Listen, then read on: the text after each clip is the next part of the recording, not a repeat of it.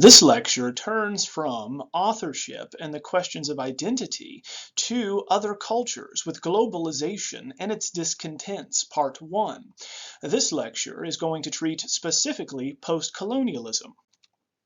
Now, postcolonialism as a movement and as a political perspective comes by way of globalization as a fact of life that we all live in now, which is the unification of the world's economic order, where you might have a company like Apple or Microsoft that's going to be found in the United States, but the raw materials for their products might come from Malaysia or Africa or South America, and then the actual products assembled in China and then shipped back and sold in Europe and the Americas.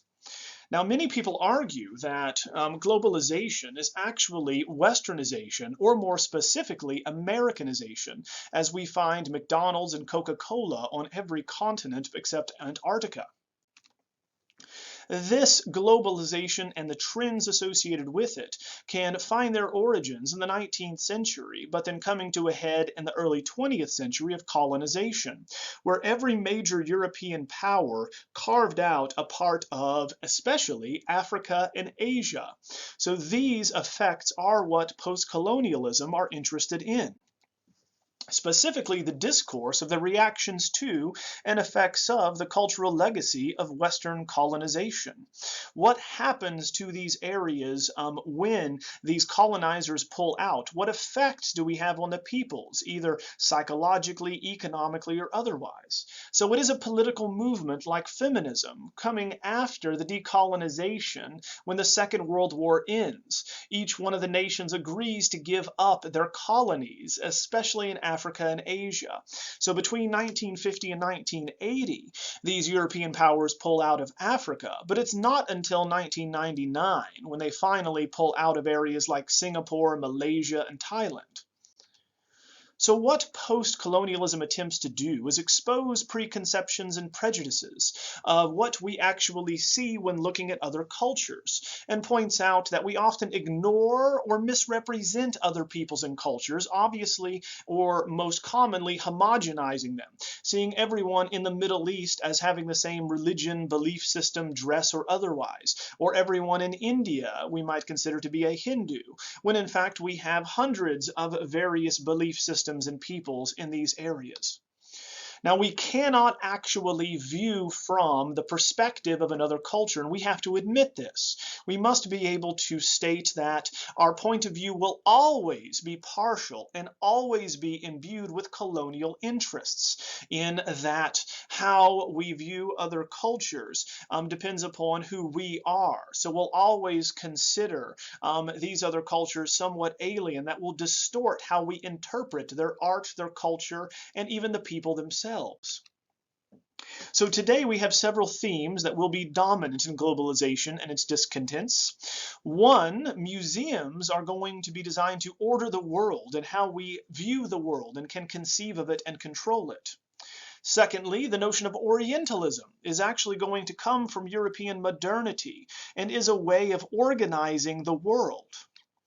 Now, globalization itself comes from the Enlightenment's attempt to order the world in some rational way, just like Hegel and Hegelian philosophy is going to see the evolution of history to be moving strategically and from a primitive, they would say, beginning to a more civilized and a more advanced civilization towards the end. So this has far-reaching consequences in how we write history and treat other peoples.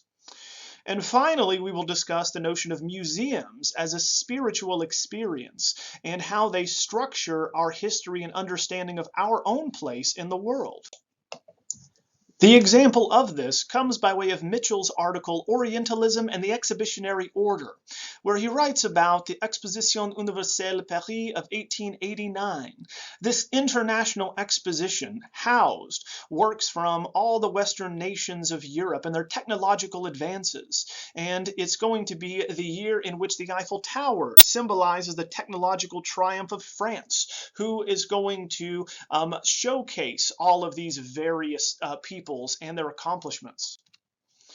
Now, When looking at how other cultures are shown in this International Exposition, we need to consider the work of Edward Said, whose book on Orientalism in 1978 would set out that the Orient, or the Near East as we now know it, is an idea and not a reality, that instead it is socially constructed by way of Western prejudices. For he states that it has an unchanging essence and is always the polar opposite of the West. So whatever we believe we are in the West, the other, that being whoever's in the Near East, would represent everything that is not what we would hold dear and see ourselves as. So naturally, Said points out that we see others as different from ourselves, and this is quite natural as far as a bias is concerned. The problem with viewing others as different than us is it leads to dehumanizing the other. We don't see them as human, and instead this can lead to atrocities like genocide. So if we find and look at representations of the Middle East, it becomes quite interesting a study, for it is shown as the opposite of the West, lacking order, reason, and meaning. So if the West is Christian and civilized and monogamous, the East would then be chaotic, barbaric, Islamic, or heretical, and would be licentious. And it's shown as such. So whereas in the West we are taught to see the Renaissance picture window that opens up into a convincing illusion where everything is organized very clearly, and we see how this multifigural composition is going to be designed to fit within this grand architectural setting. It is very different than how non-Western peoples conceive of the world and look at it. Instead, Westerners are often confused by non-Western works, such as Islamic works, who do not have this focal point, who do not have this framing device, which is going to project beyond the surface and allow us to understand everything in its relationship to us. Instead, very often it appears chaotic and confused to Westerners, as we find that the surface is going to be where the decoration is going to be located.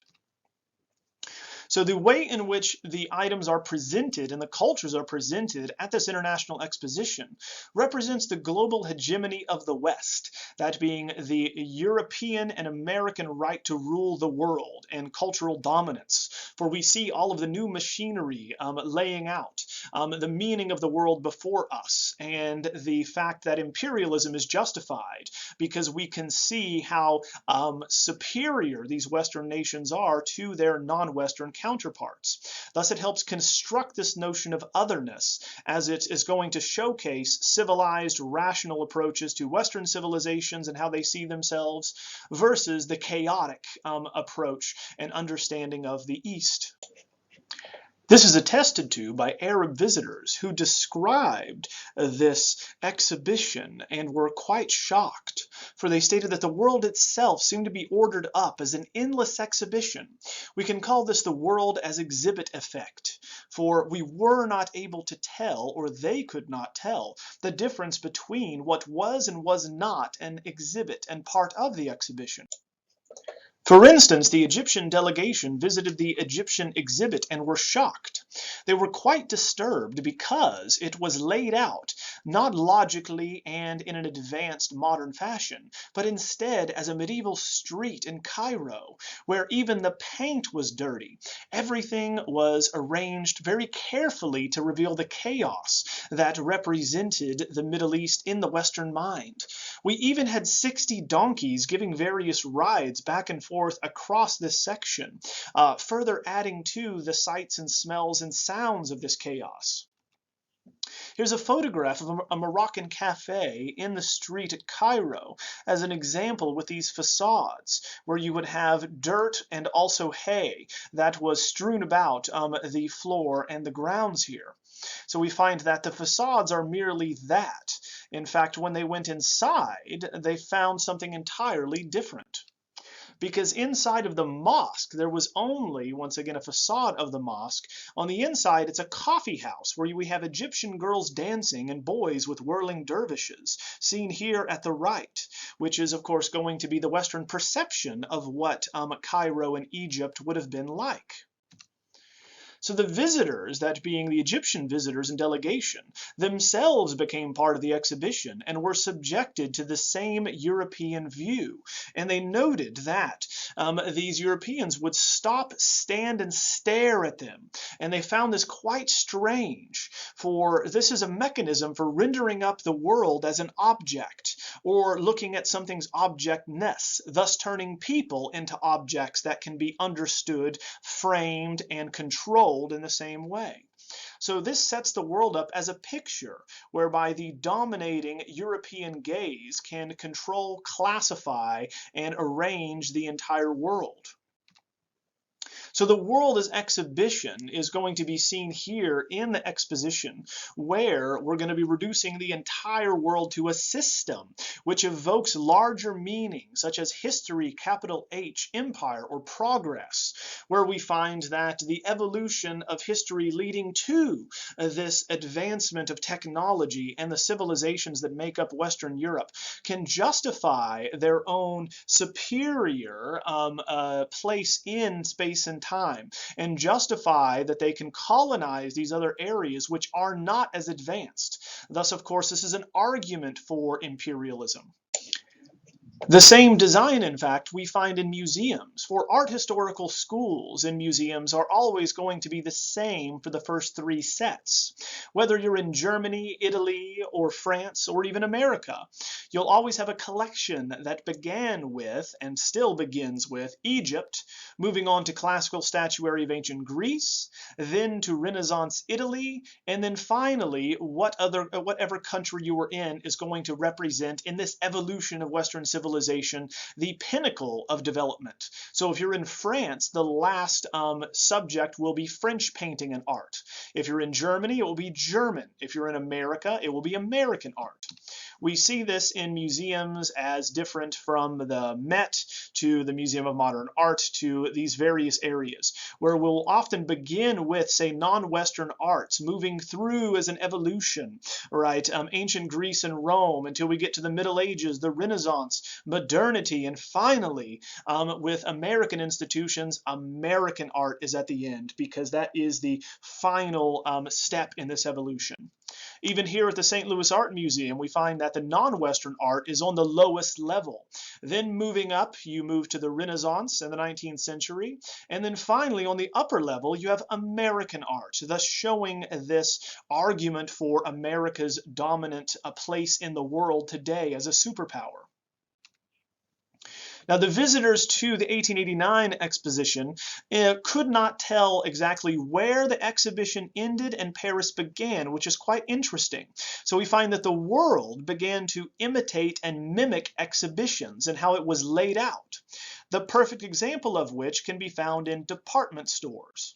So as you left the exposition and walked down to the main streets of Paris, we noted that department stores at the time are organized like exhibitions, whereby the West itself is organized as a system of commodities. So where we have everything laid out logically, women's apparel and dress, men's apparel and dress, right? So these various departments are displayed behind panes of glass and set off and organized in a logical fashion, just like grocery stores are going to be laid out in a logical progression and fashion. So we eventually are lost in a world without exits. Where does the exhibition and what we're framing begin and end?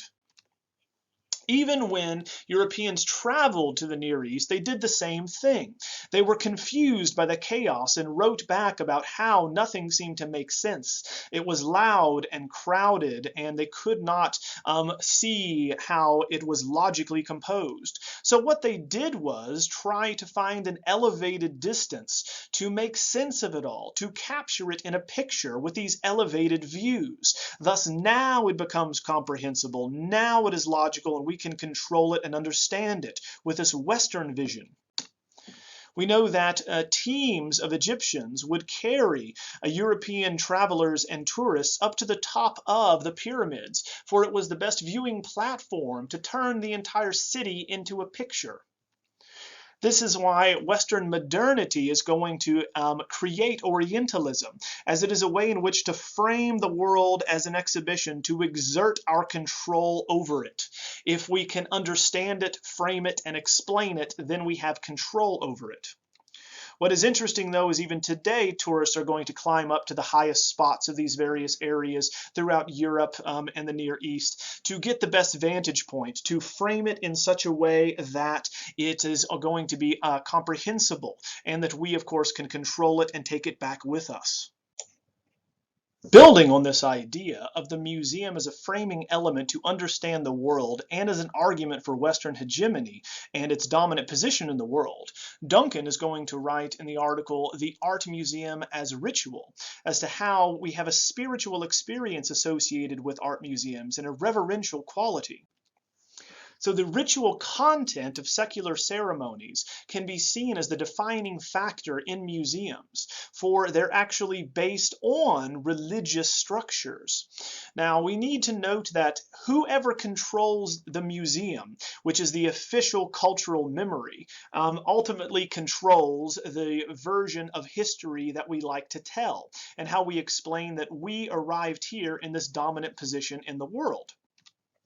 So the museums are taken from the cultural monuments of the past, specifically Greco-Roman temples, and taking from the entryway of a Greco-Roman temple front, which is of course going to include the columns and tablature and pediment, the triangular section seen in the entryway to these places of worship. While not adopting all of classical temples directly, say as a rectangular format, museums are going to take from the same vocabulary of these ancient religious structures. The National Gallery of Art in Washington, D.C. is an excellent example of this, where we find an Ionic order temple front, which is an octastyle temple, just like that of the Parthenon, enters into a Parthenon-like rotunda.